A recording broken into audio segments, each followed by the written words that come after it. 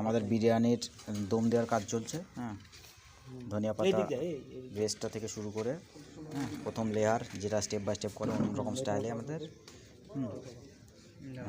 চলছে দম। তুমি হাত দিতে আমাকে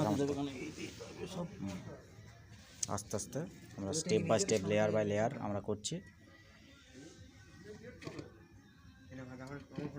ঠিক আছে, তুই কোন রকম থেকে আমি ছবি করে নিচ্ছি, তুই তোর মতো কর। আমি হ্যাঁ, প্রথম লেয়ার সেকেন্ড লেয়ার, হ্যাঁ ফের আমরা সেকেন্ড লেয়ারের কাজ চলছে। এবার আমরা সেকেন্ড লেয়ারের